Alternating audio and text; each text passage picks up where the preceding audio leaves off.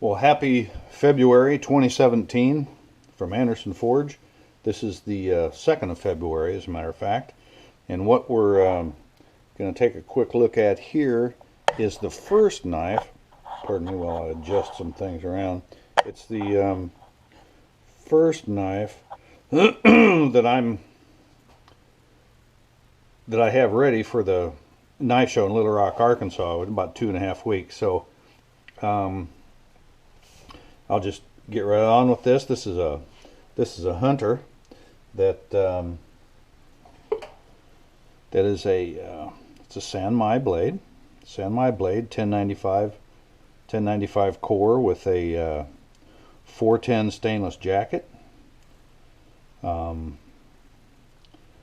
blued guard, hot blued mild steel guard. Hopefully you can see some of the detail that I do on my guard. I know a lot of guys do that scallop out that shoulder of the guard, and between you and me, I don't understand what that's for. When maybe you can see how I kind of do mine. Mine are they're rounded over. That's a radius on the guard shoulder, and that kind of helps it slide into and out of a sheath smoothly. Rather than have a hard edge there and going in and out. Anyway, it's rounded over and smooth. This is hot blued mild steel, like I said, and the handle, which is pretty bold as far as a contrast with the remainder of the knife. But this is 100-year-old Bakelite. This is the world's first plastic.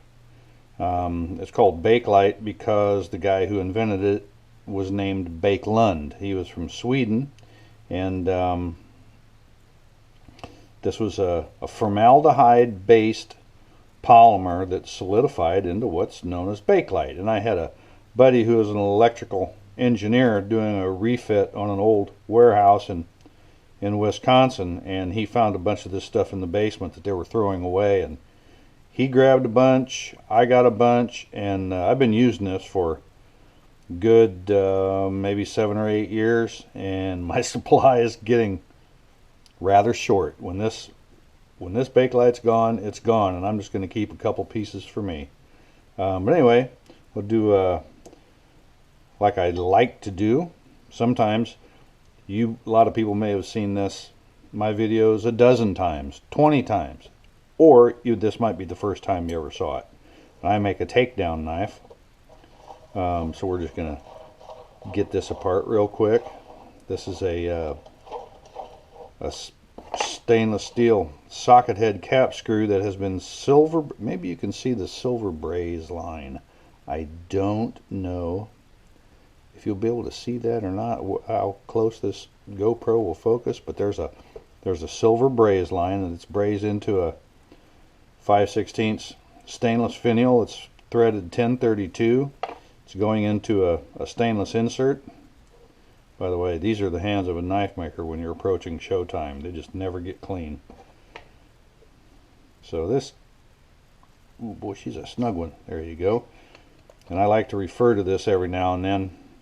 I want the handle removed from the guard before you take it off the knife. So I just kind of push on this against with my thumb.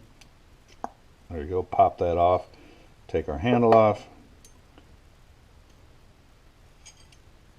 Nice.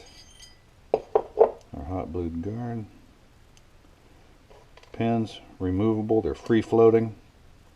I like them free floating because if one was ever to get bent or something like that, and it was affixed to the knife, you'd have a hard time getting your knife together. I can literally leave those pins out of the mix, and I could lose them. I could lose those pins entirely.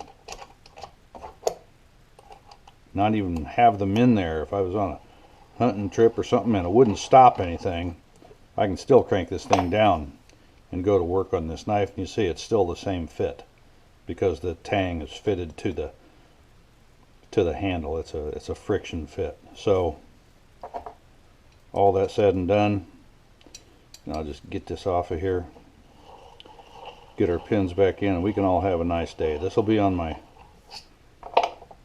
table in in Little Rock in a couple weeks.